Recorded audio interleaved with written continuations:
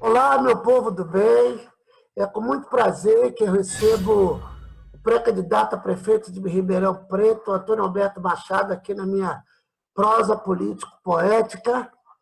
Antônio Alberto é promotor aposentado e professor de Direito na Unesp. Bom dia, Antônio Alberto. Tudo bem com você? Bom dia, Márcio. Bom dia aos seus seguidores, nossos amigos e a todos aqueles que estão nos acompanhando neste bate-papo aqui. Para mim, é uma satisfação muito grande, sempre, conversar com você por toda a sua história, sua bagagem, sua inserção no campo da cultura, no campo acadêmico. Eu sempre saio ganhando quando converso com você, Márcio. Obrigado. Tenho certeza que dessa vez quem vai sair ganhando sou eu. Vou aprender muito com você hoje nesse bate-papo. Primeira pergunta, depois a gente vai falar de muito mais coisa. O que levou um promotor muito bem sucedido, muito respeitado, aposentado, um professor muito bem sucedido, muito bem respeitado, entrar na política e se candidatar, por enquanto pré-candidato, mas já escolhido pelo partido, portanto vai ser o candidato, a se candidatar a prefeito de Ribeirão Preto? Olha, Márcio, eu como promotor e professor de Direito, estive desde o início dessas duas carreiras, todas, ambas com mais de 30 anos, estive sempre inquieto com o problema dos direitos que não saem do papel, dos direitos que estão na Constituição, estão nos tratados de direitos humanos, estão nas leis, mas acabam nunca saindo do papel. Logo no início da carreira, eu li uma frase do Machado de Assis, dizendo assim: os direitos, quando são criados no interesse das classes de baixo, eles operam apenas no verniz, quer dizer, só na superfície, às vezes até, infelizmente, apenas para inglês ver. Então, desde cedo, eu comecei a me inquietar com isso e topei esse desafio de efetivar os direitos, de concretizar os direitos, sobretudo aqueles direitos que constituem o arcabouço da cidadania, o arcabouço da democracia, o fundamento ético do Estado Democrático de Direito. Então, eu tentava fazer isso no Ministério Público e fazia em boa medida nas áreas em que atuei e ensinava isso também na universidade. Foi quase que mais ou menos, uma missão que eu abracei, essa de fazer com que os direitos tivessem concretude e pudessem produzir os efeitos que o legislador desejou, que é proteger as pessoas, ampliar a cidadania, assegurar a democracia, enfim, como expressão de civilização. E aí eu acho que cumpri um ciclo no Ministério Público, né? Os ciclos, como você sabe, eles começam, se desenvolvem e acabam. E eu resolvi sair do Ministério Público depois de 31 anos. Quando eu saí, algumas pessoas entenderam que eu poderia continuar fazendo na política aquilo que eu fazia no Ministério Público, ou seja, a luta por direitos. E direitos daqueles que precisam do direito, daqueles que precisam do Estado, dos que precisam da política. A princípio, eu recusei esse convite, né? Eu queria pensar um pouco, descansar um pouco, mas me fizeram ver que seria coerente que eu continuasse lutando por tudo que eu fiz e por tudo que eu falei, escrevi, ensinei na universidade. E uma das coisas que eu ensinei é que o conhecimento depende da ação. A chave do conhecimento é o agir humano. Então, eu sempre fui tocado também por essas ideias, e aí eu comecei a pensar, olha, de fato é verdade, se eu não agir, se eu não continuar agindo, não continuar atuando, eu vou perder, inclusive, o conhecimento e a possibilidade de intervir na realidade. E aí eu vi que na política eu poderia fazer até mais, né, do que no sistema de justiça, em prol daqueles, como eu disse, que precisam do direito, né? Eu fico muito feliz que você tenha topado. Eu fiz parte um pouquinho desse coro que foi te empurrando para isso, e eu tenho certeza que, se você lograr êxito nessa candidatura, a cidade vai ganhar muito. Machado, para todo convidado que vem aqui, nessa prosa político-poética, a Ana faz um fundo em homenagem, e esse fundo que está aqui comigo não é à toa. Você foi promotor em várias áreas, né? Da cidadania, da pessoa com deficiência, até criminal, e foi promotor da habitação também. Eu queria que você falasse, no seu período na promotoria de habitação, quando você estava cuidando dessa área, o que você viu de bom e de ruim? Eu quero dizer, o que você viu o Estado fazendo, e principalmente aqui em nossa cidade, de bom para que se cumpra esse direito de todo mundo ter um teto e viver numa casa, e o que deixou de ser feito, ou a situação que você via quando você atuava nessa área? Olha, uma coisa que eu devo dizer com toda franqueza é que o lado ruim que eu vi é que o sistema de justiça ele atua repressivamente nesse campo. Ele atua mais, por exemplo, para desalojar pessoas, né, promover os despejos, as reintegrações, do que para viabilizar o acesso ao direito à moradia. Isso é uma coisa que nunca me desanimou, mas sempre me incomodou demais. Então, a minha atuação, invariavelmente, era de me opor a essas ações e decisões judiciais que desalojavam as pessoas. Em várias reintegrações de posse, eu atuei no processo e depois atuei lá no campo, né, enfrentando não, mas dialogando com a polícia, a fim de evitar as desocupações traumáticas, né, às vezes até violentas, em lugares onde moram crianças, mulheres, velhos, jovens, enfim, pessoas que merecem ser tratadas com dignidade. Então, essa é uma coisa que eu aponto como assim uma desilusão, não é? O fato do sistema de justiça como um todo não encarar o problema da moradia como um direito fundamental, não é? E privilegiar mais a propriedade, tanto pública quanto privada, do que propriamente esse direito básico, né? Esse direito humano fundamental. Então, isso era, para mim, um pouco desgastante. É uma das coisas que eu cito, como você perguntou, que eu achava ruim, né? Tanto que, na minha atuação, nos casos de favela em Ribeirão Preto, a primeira ação que eu propus tem bem mais de 20 anos, eu propunha ações para fazer a remoção, não o despejo das famílias, para lugar devidamente urbanificado e urbanizado, e sempre com a concordância dos moradores das favelas, que hoje a gente chama de comunidades. Então, isso era uma coisa boa que eu gostava de fazer, porque eu me envolvia com eles, fazia até plebiscito, entre aspas, dentro da favela, para saber se eles queriam sair, para onde queriam ir.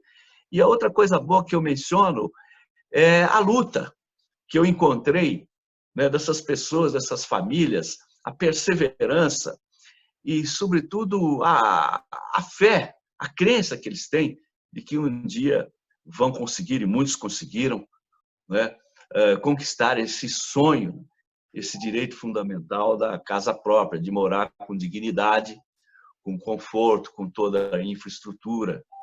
Então, a luta ali era uma coisa boa, que me animava. Às vezes me decepcionava um pouco, né, a atuação mais repressiva do que promotora, né, do sistema de justiça. E a outra coisa que me incomodava muito era a omissão do poder público municipal, que, a meu ver, nunca teve uma política de moradia popular para Ribeirão Preto. Nunca teve, por exemplo, um censo dos moradores em comunidades ou em situação precária, a não ser no primeiro governo petista, em que houve, de fato, um censo, foi o único que eu tenho conhecimento, né, em que se tomou pé do déficit habitacional em Ribeirão Preto, da situação das famílias, e começaram as intervenções nas favelas pelo poder público municipal, né? Isso foi durante algum tempo, depois parou, aí entrei, né, pela justiça com os mecanismos judiciais para assegurar essas intervenções. Mas, como eu te disse, repito, nem sempre eu tive muito sucesso nesse campo, porque o sistema de justiça é fechado para esses direitos fundamentais. Marcelo, eu tenho acompanhado seu trabalho nas redes sociais e eu vejo que você começou... você tem uma afeição pela cultura, né? Você está passando agora dicas de livros que você leu, dicas de filmes. No caso de você ser eleito, essa afeição vai transbordar para a sua administração, essa afeição pela cultura? Eu sei, eu tenho, Márcio, você também, eu vejo também a sua atuação, né? Eu tenho a convicção de que a cultura é que garante a nossa humanidade, né? É que humaniza as pessoas e garante a nossa humanidade. Você vê que no nascedouro da humanidade, quando o homem sai das cavernas e vira Homo sapiens, ele já sai produzindo cultura, né? Então, se há um instrumento, uma ferramenta, a meu ver, que a humanidade dispõe para afastar, para enfrentar a barbárie, é a cultura. Então, num eventual governo meu em Ribeirão Preto, eu quero dizer a você que a cultura vai ocupar um espaço especial no meu panteão, ou no panteão das medidas que eu pretendo promover em Ribeirão Preto, para mudar Ribeirão Preto, para transformar Ribeirão Preto. Ribeirão Preto, você sabe, já foi considerada capital da cultura no interior paulista. E não é mais. Você vê a quantas anda aí a música, a nossa orquestra, o ensino da música, o cinema, o teatro, as artes em geral, a literatura, né, em Ribeirão Preto. Então, certamente que essa será uma marca do nosso programa, agora para a campanha, e depois, consequentemente, do nosso governo. Fico muito feliz, porque a gente está vivendo um apagão da cultura. Eu não sei se você sabe disso, mas no governo do Nogueira a gente teve o menor orçamento da história da Secretaria da Cultura. Isso é muito triste. Só para você ter ideia, esse edital emergencial que fizeram agora para a pandemia, não saiu o resultado ainda. Nós estamos sei lá, eu creio que mais de 100 dias com esse problema todo. Quer dizer, e é legal falar para as pessoas que estão nos assistindo, quando a gente fala em uma ajuda emergencial para o artista, a gente não está falando para aquele artista famoso, que ganha muito dinheiro, que tem uma reserva, mas a gente está falando daquele artista que vai tocar no bar e é com esse dinheiro que ele vai comprar comida no outro dia, que ele vai guardar um pouco para pagar o seu aluguel, aquele ator que depende das escolas abertas para ele levar o teatro, né, para as crianças na escola. Então, você imagina, para ganhar uma vez R$400, R$500, são 80 projetos de R$500, e até agora não saiu nada.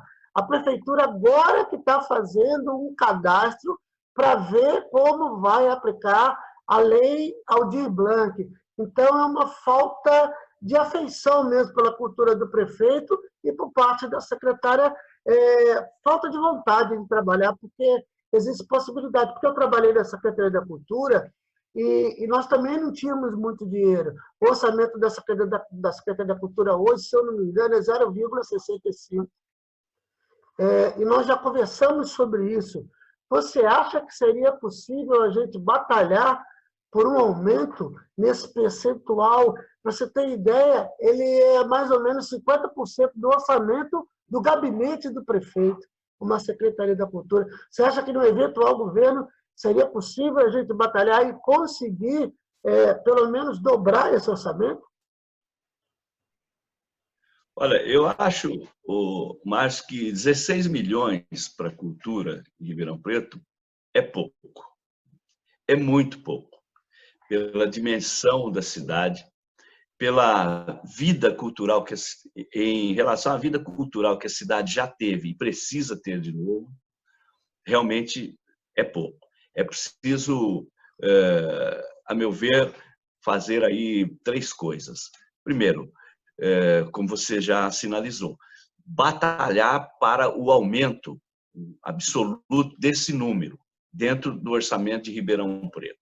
Há como fazer crescer o orçamento de Ribeirão Preto em termos gerais e, portanto, há como destinar mais verba para a cultura em Ribeirão Preto, desde que se corrija algumas distorções tributárias no município. Segundo, é preciso um choque de gestão na cultura, de criatividade, porque nós podemos ter importantes parceiros que estão dispostos a fomentar, estão dispostos a tocar projetos junto com o poder público municipal.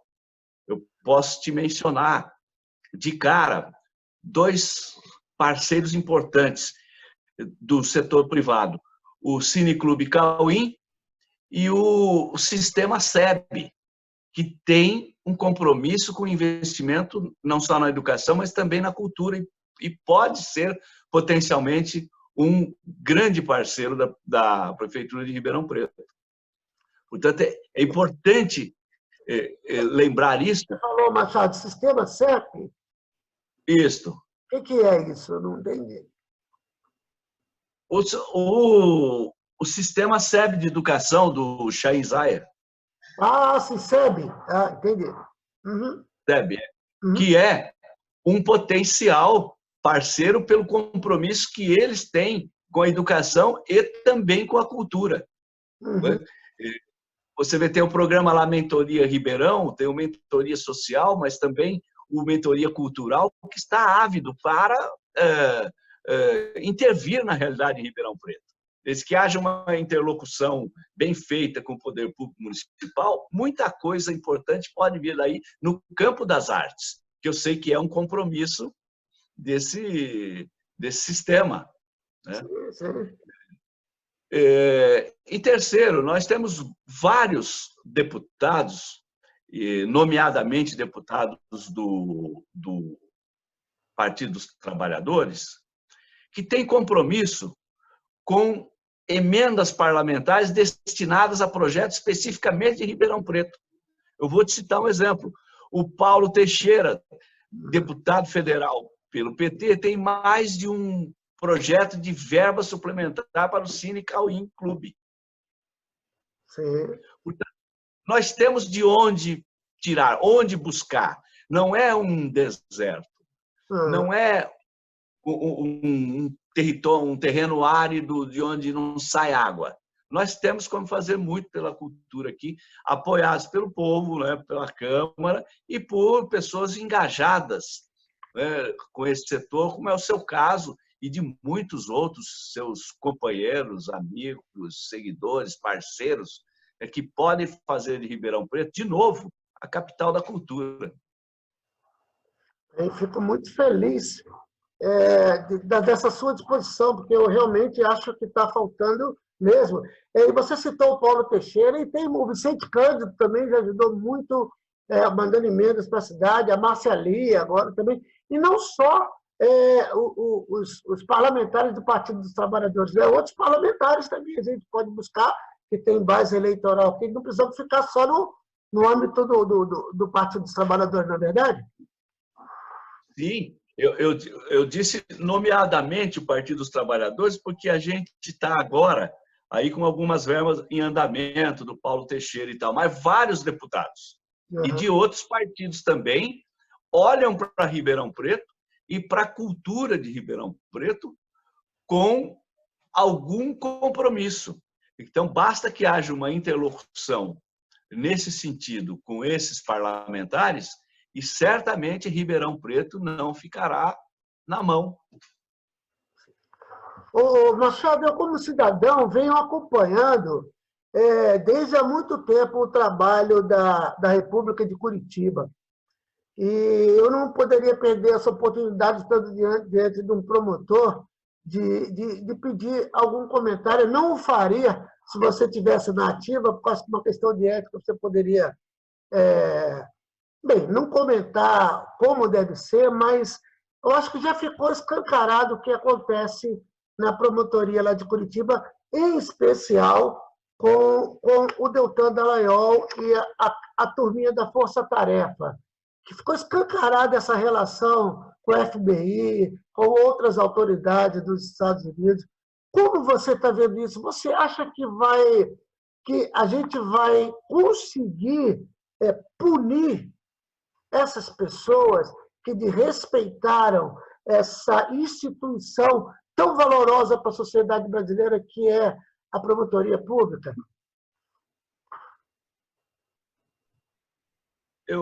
Olha, Márcio, essa situação da chamada República de Curitiba, força-tarefa da Lava Jato, a meu ver, foi o que de pior poderia ter acontecido para o Brasil.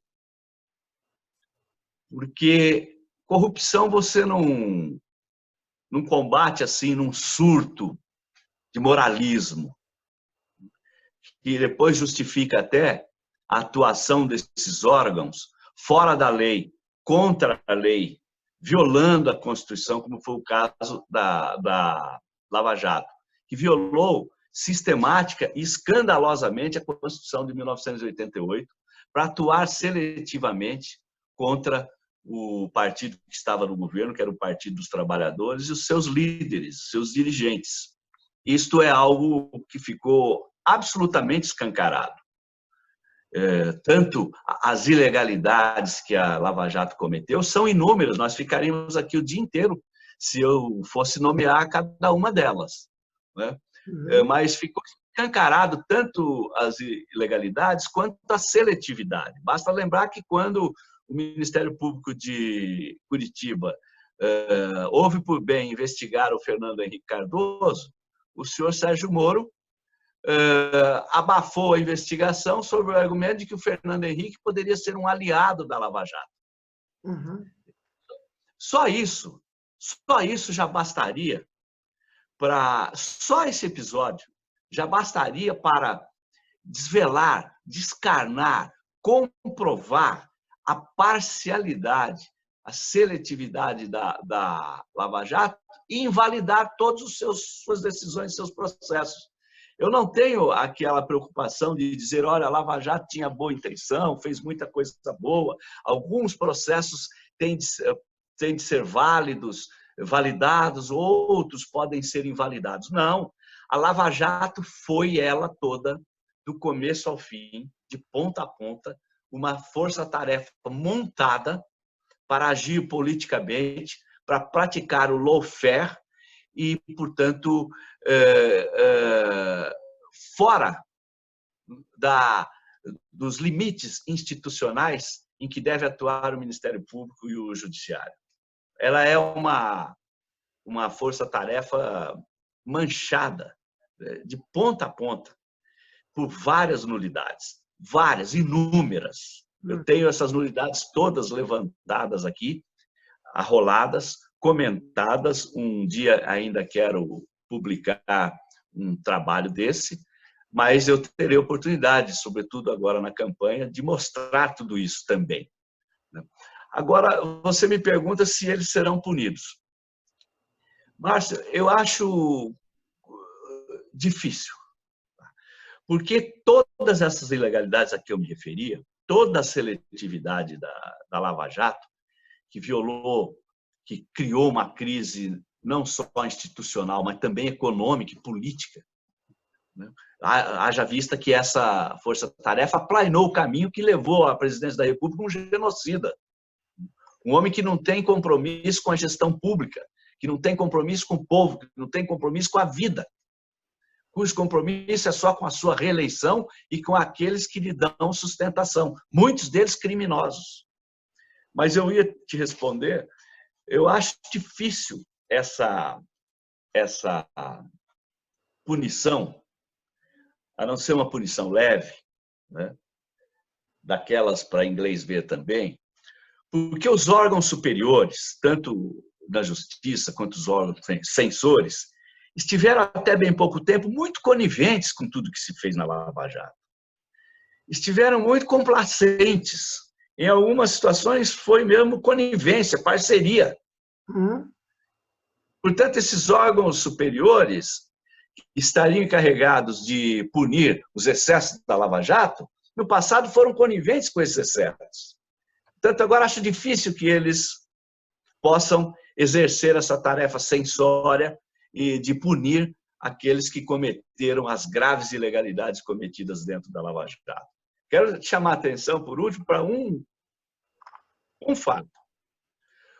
Quando fizeram uma representação contra o senhor Sérgio Moro, pelos excessos, pelas seguidas violações, pelas ilegalidades e inconstitucionalidades que ele cometia à frente da Lava Jato, o Tribunal Regional Federal, sediado em Porto Alegre, que é quem julgava em segunda instância, arquivou aquela representação sob o argumento de que a situação da Lava Jato era uma situação excepcional e que, portanto,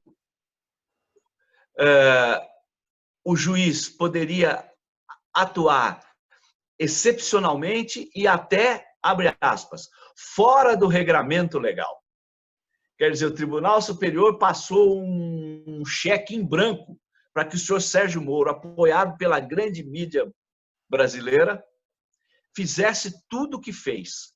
E as nossas instâncias superiores, intimidadas pela campanha feita na mídia, não tiveram a coragem institucional e cívica até de coibir os excessos da Lava Jato quando eles deveriam ser coibidos, e agora, portanto, eu acho muito difícil que eles atuem punindo aqueles que cometeram ilegalidades e até crimes. O senhor Sérgio Moro é um criminoso. Ele fez grampo nos advogados do presidente Lula, isso é crime. Ele mandou grampear o telefone do Lula e da Dilma, isso é crime. Ele divulgou depois da grande imprensa o conteúdo dessas ligações telefônicas entre Lula e Dilma, isso é crime. Ele conduziu coercitivamente o Lula de maneira ilegal, isso é crime de abuso de autoridade. Esse Sérgio Moro é um criminosinho de primeira qualidade, mas ninguém teve coragem de tocar nessas questões, nessas ilegalidades cometidas pelo Sérgio Moro, porque as nossas instâncias do judiciário estavam acuadas pela campanha que a mídia fez para banir o PT, os petistas e o legado do Partido dos Trabalhadores. Muito obrigado, Machado. A gente está caminhando para os minutinhos finais. Eu queria te fazer uma pergunta e que você desse uma explicação. Eu falo sempre aqui nesse programa, o pessoal tem elogiado porque tem aprendido. Eu acho que você nos ajudou, nos deu uma aula hoje, mas eu vou pedir uma coisa que é muito elementar, mas que muita gente não sabe. Uma pergunta e eu vou pedir uma explicação. A pergunta é a seguinte: essa atuação de Dallagnol, Pozobon, Carlos Fernando, a turma da Força Tarefa, você acha que maculou a imagem do Ministério Público? Sim ou não? E o que é o Ministério Público? Eu queria que você falasse para quem está nos assistindo, para essa população comum que ouve falar MPF, Ministério Público, Procuradoria, e não sabe nem muito bem para que serve. Houve Defensoria, Procuradoria, Justiça. Tá? Você acha que maculou? E o que é o Ministério Público? Você pode falar isso em 2 minutinhos, fazer? Vou começar pelo fim. O Ministério Público, de acordo com a Constituição de 88, é a instituição encarregada da defesa da ordem jurídica e do regime democrático. Portanto, o Ministério Público, ao atuar como na área criminal, na área do meio ambiente, na área da saúde, da educação, da moradia, etc., ele deve atuar sempre com o compromisso de efetivar uma legalidade democrática, ou seja, uma legalidade que dê dignidade e cidadania para as pessoas, e deve defender o regime democrático. Isso é o que está posto lá no artigo 137 da Constituição de 1988, que foi uma Constituição muito avançada e desenhou institucionalmente um Ministério Público também muito avançado. Essa é a missão institucional dos promotores, dos procuradores de justiça. Defender a ordem jurídica democrática e defender também o regime democrático. Isto é o que é ou deveria ser o Ministério Público saído da Constituição de 1988. E eu tive o privilégio de escrever, junto com um colega também do Ministério Público, o primeiro trabalho que virou um livro sobre o Ministério Público de 1988. Esse trabalho saiu logo em 89 e 90. De 89 para 90, quando nós escrevemos. Eu não digo que foi o melhor trabalho, depois apareceram outros e melhores, mas ele foi o primeiro. Isto revela que, já no nascedouro do Ministério Público, nós estávamos preocupados com o perfil constitucional dessa instituição e com os rumos da sua atuação. E começou bem o Ministério Público. Em algum momento, deu uma guinada, né? E acho que essa força-tarefa de Curitiba, onde atuaram os membros do Ministério Público, os procuradores da República, manchou efetivamente a história da instituição. Fez com que ela perdesse boa parte da sua credibilidade, porque nós vimos procuradores de justiça combinando os trâmites do processo com o juiz de direito, nós vimos procuradores de justiça utilizando indiscriminadamente delações premiadas obtidas sob tortura psicológica de prisão ou de ameaça de prisão. Nós vimos procuradores de justiça assinando denúncias vazias. A denúncia contra o Lula é uma denúncia vazia, feita com base naquele PowerPoint que o próprio Dallagnol disse que foi mal feito. E eles próprios, procuradores, disseram na ocasião que não tinham provas contra o Lula, tinham só convicção. E levaram até o fim uma acusação a respeito da qual eles não dispunham de prova nenhuma. Isto macula, isto mancha, estigmatiza a história tão bonita do novo Ministério Público brasileiro, que começou a ser escrita a partir de 1988. Mas eu espero que o Ministério Público saiba retomar os seus caminhos constitucionais, supere esta fase, este soluço, esta página obscura da sua história, que foi utilizar o direito para fins políticos, supere tudo isso e volte a ser o Ministério Público com o qual nós sonhamos, com o qual o legislador constituinte de 1985 e 88 sonhou, o Ministério Público que o Brasil merece. Machado, eu quero agradecer a sua participação, a sua solicitude e essa aula de cidadania e de direito que você deu para a gente. Tá? Espero sucesso nessa nova empreitada e que a gente possa se encontrar pelo caminho e que você alcance o Palácio Rio Branco. Muito obrigado, tá, meu amigo? Eu que agradeço, Márcia, essa oportunidade. Quero dizer a você que, para mim, é uma honra e um privilégio lutar, caminhar ombro a ombro com você, que é também pré-candidato a vereador em Ribeirão Preto. E quando eu tenho essa oportunidade de ouvi-lo, de ver a sua experiência, sua bagagem, mas, sobretudo, o seu compromisso com uma cidade melhor, mais democrática, mais inclusiva, eu me sinto fortalecido e, portanto, digo de boca cheia, de peito aberto, que para mim é uma satisfação, mas é também uma honra, é ainda um privilégio poder lutar junto com você. Obrigado, meu amigo. Até uma próxima oportunidade. Muito obrigado.